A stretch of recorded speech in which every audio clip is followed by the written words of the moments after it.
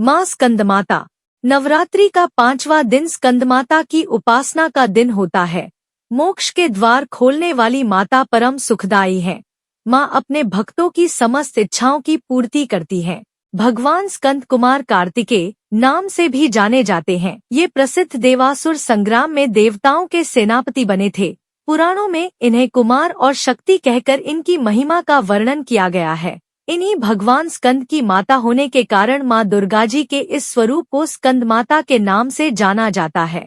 स्कंदमाता की 4 भुजाएं हैं। इनके दाहिनी तरफ की नीचे वाली भुजा जो ऊपर की ओर उठी हुई है उसमें कमल पुष्प है। बाईं तरफ की ऊपर वाली भुजा में वरमुद्रा में तथा नीचे वाली भुजा जो ऊपर की ओर उठी है उसमें भी कमल पुष्प ली हुई हैं। इनका वर्ण पूर्णतः शुभ्र है। ये कमल के आसन पर विराजमान रहती हैं।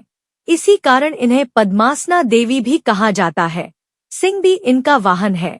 नवरात्रि पूजन के 5वें दिन का शास्त्रों में पुष्कल महत्व बताया गया है। इस चक्र में अवस्थित मन वाले साधक की समस्त बाह्य क्रियाओं एवं चित्तवृत्तियों का लोप हो जाता है। वह विशुद्ध चैतन्य स्वरूप की ओर अग्रसर हो रहा होता है।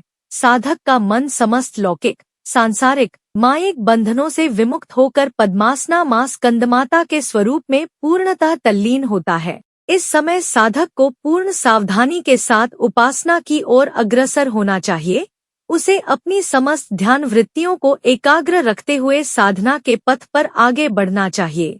माँ स्कंदमाता की उपासना से भक्त की समस्त इच्छाएं पूर्ण हो जाती हैं। इस मृत्युलोक में ही उसे परम शांति और सुख का अनुभव होने लगता है। उसके लिए मोक्ष का द्वार स्वमेव सुलभ हो जाता है। स्कंदमाता की उपासना से बाल रूप स्कंद भगवान की उपासना भी स्वमेव हो जाती है।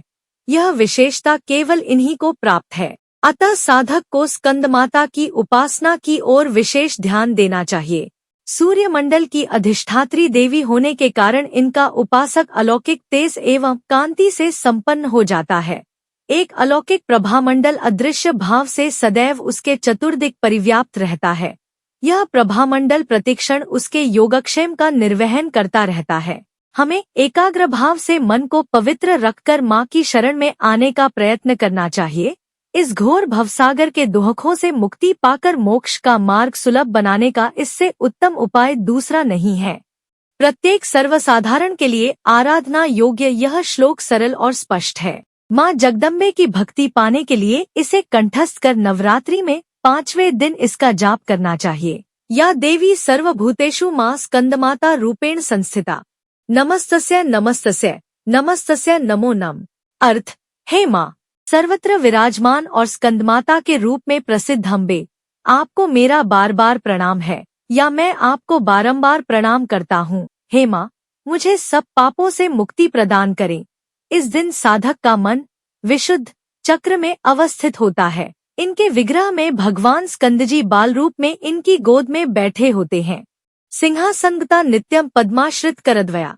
शुभदास्तु सदा देवी स्कंदमाता यशस्विनी।